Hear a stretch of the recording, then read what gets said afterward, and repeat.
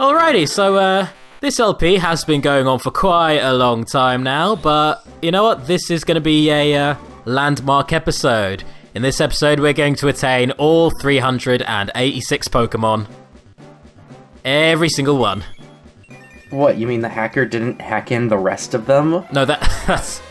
Well, thankfully not, because we'd be there even longer. That's clearly lazy on the ROM hacker's part. They should have introduced all of 4, 5, 6, and 7. All of those... They should have basically doubled the weight of the game. Put it on 2 carts. Please insert cart 2. Here is your password. I'll tell you what, there are actually... It'd be like Legend of Zelda, Oracle of Ages and Seasons. Oh, that was a fun game. I'll tell you what, there are actual ROM hacks. I think the most up-to-date ones are for Generation 6, maybe 5, maybe 6, where they do the same thing as this ROM hack of including every Pokemon. Could you imagine an LP? Well, I mean, I can't until you LP them. Oh god, no thank you. When are you doing Gen 4? Never. I'll do them when I feel like them. So here's a little thing. First of all, we're going to catch Onix in Victory Road, which I did miss. And here you have Numel. The ROM hacker actually forgot to put Numel anywhere in the game, so once again, I had to put on my own ROM hacking gloves and insert Numel here. A few people have already said I do way too much for this LP, but you know. Getting all the way through this LP with 365 Pokemon would be sinful, and I can't get away with that. It's a labor of love, and I appreciate seeing that. I just got the reference for Camerupt, and I'm very mad right now. Nice one. I'll tell you what, there are 2 Pokemon here that are actually quite interesting. Well, one Pokemon's quite interesting. Tyrogue. The way you evolve it is by making sure it hits level 20 with either its attack and defense being the same, its attack being higher than its defense, or vice versa. So, in order to guarantee that happens, you kind of have to EV train it. And that gets us into EV training. The most, well, especially in Gen 3, one of the most painful procedures you can go through in order to optimize your Pokemon.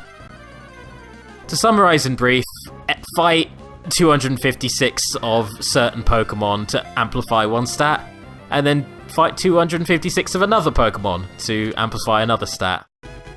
Obviously there are shortcuts, but doesn't make it any less tedious, even if you optimize it.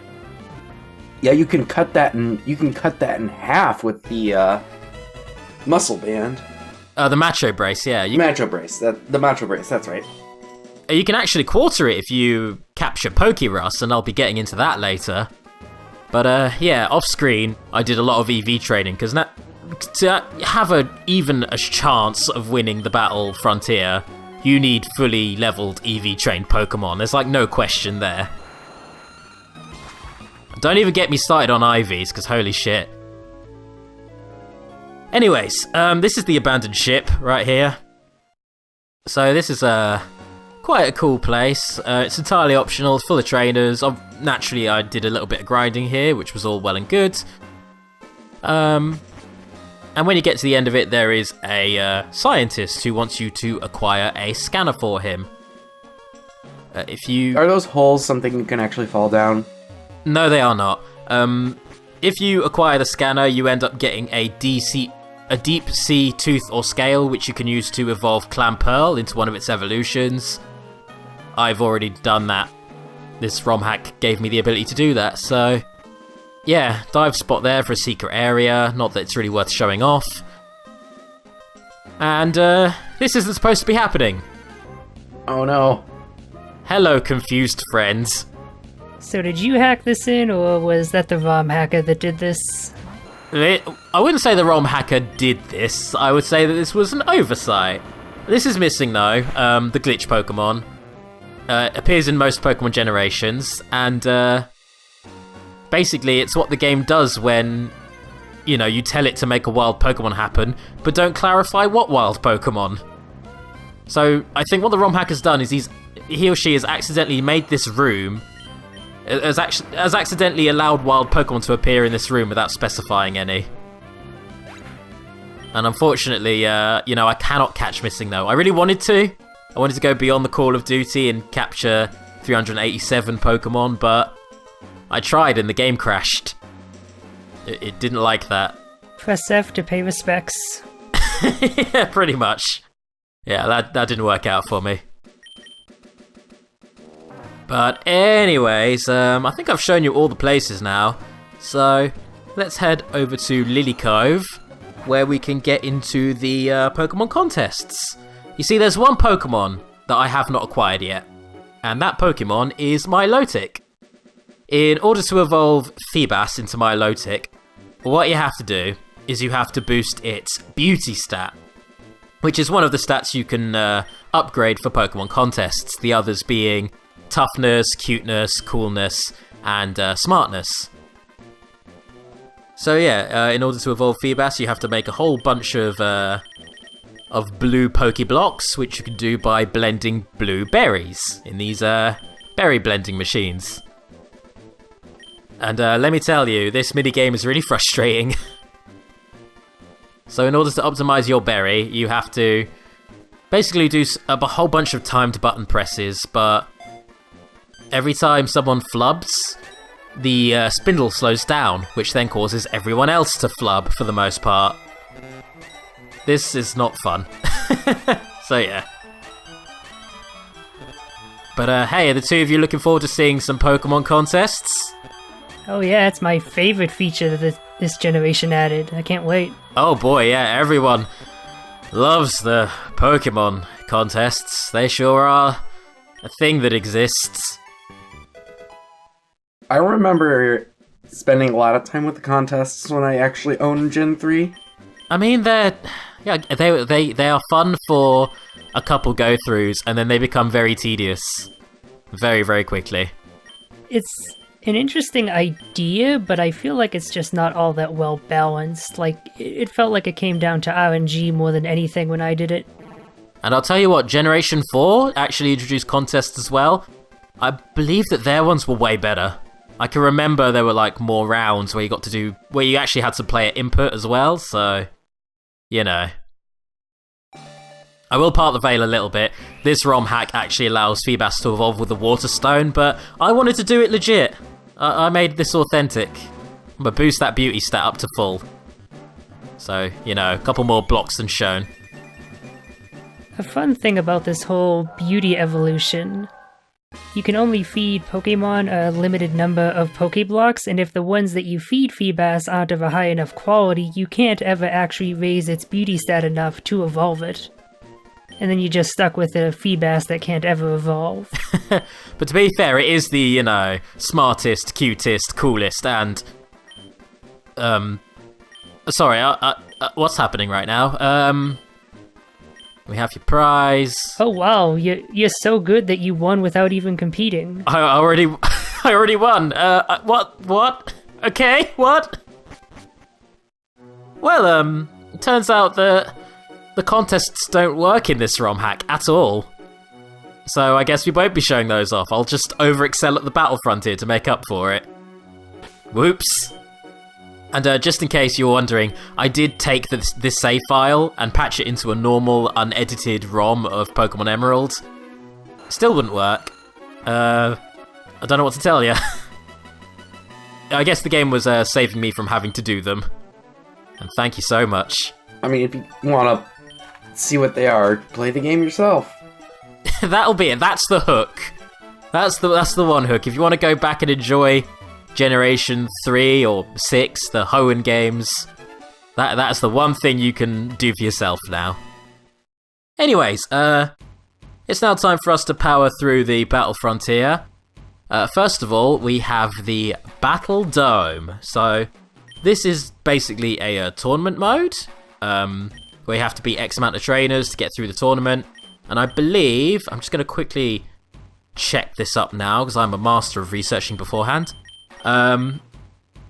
You have to win the tournament X amount of times in order to fight Tucker, the Battle Dome Master. And I just typed in Battle Dome onto Google, which has given me an American television series which I've never heard of. The hell? It's like gladiators.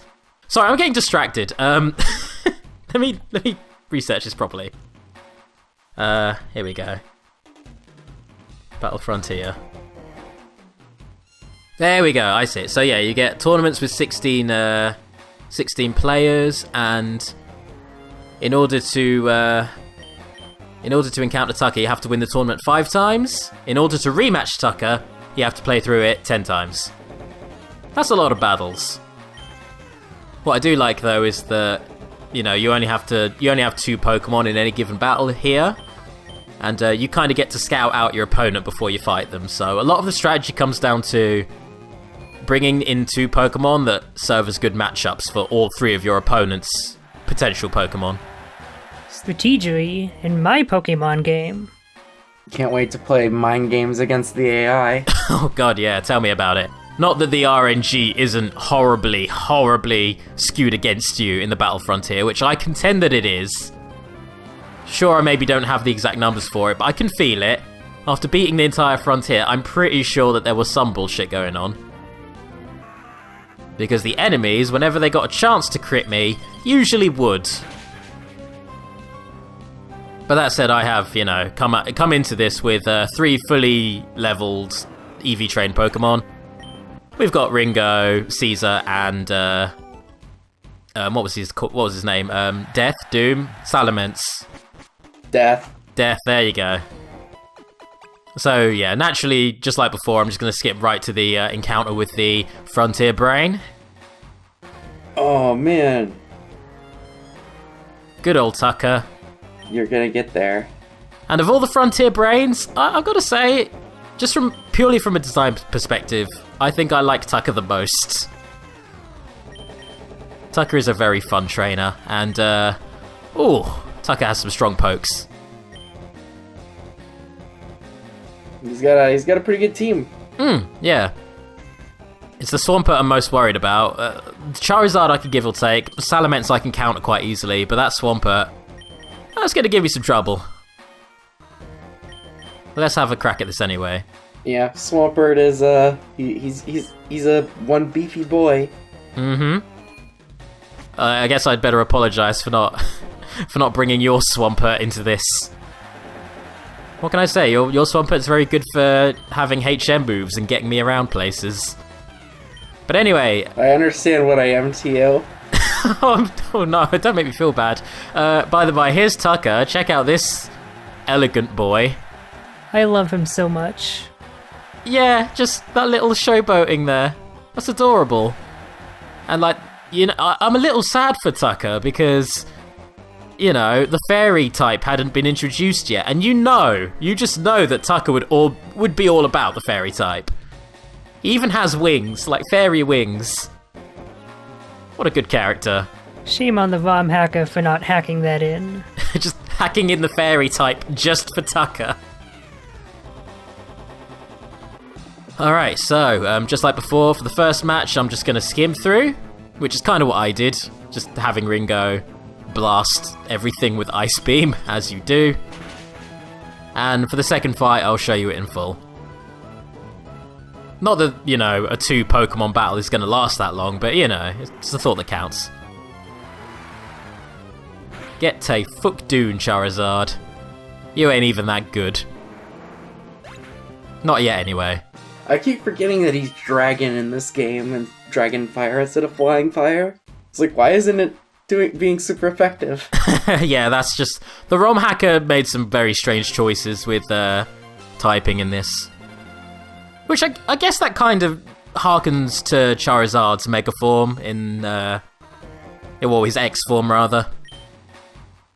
Where he's a Dragon type. And that's my favourite incarnation of Charizard, by the by. Oh, Mega Charizard X? Hell yeah. Anyways, one more fun little fact about the Battle Dome here. The audience you're seeing there, when you do your first battle, there's only like 3 or 4 people in it. And then with each subsequent battle, you get more and more audience members. So these battles with Tucker are fantastic, or, you know, any of the finals are fantastic because you get this nice big crowd and it makes you feel good. Even if they are just... But it's kind of sad still, because your parents never show up. Oh, my heart. I never realised that. Mom, Dad, why?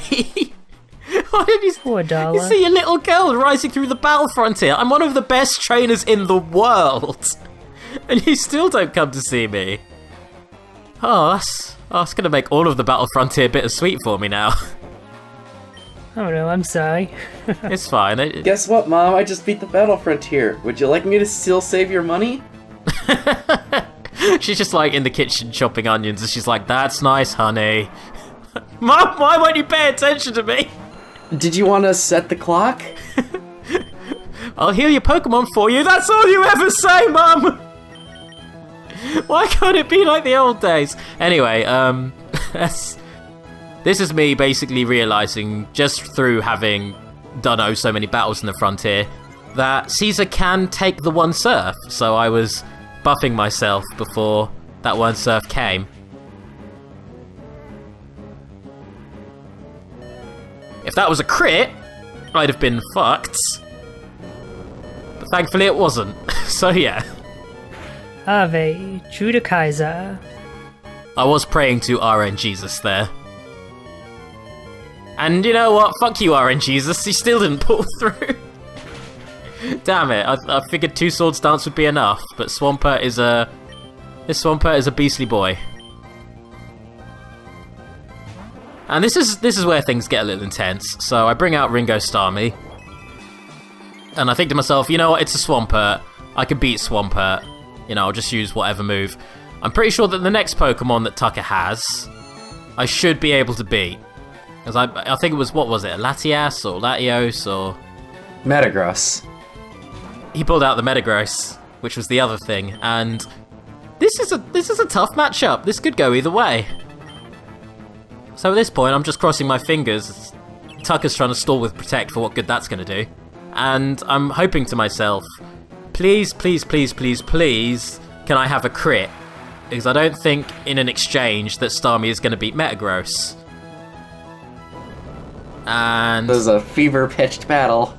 Yeah, I take an Earthquake. At this point, I'm like, shit, I'm going to lose. Then I remembered something. In this ROM hack, and only in this ROM hack, Starmie has the ability Torrents. When my health gets low, my water attacks get stronger. If not for the ROM hacker's edit, I would not have won that fight. So, thanks, ROM hacker? I rarely ever say that, but thank you for that change. That's like the one good change that they've done. That's the one regard in which Expert Emerald was easier than the original game. Oh, and I should probably throw that out there as well, just in terms of the entire Battle Frontier, is that the Battle Frontier in the original Pokemon Emeralds, like the unedited game, is just as hard as it is here.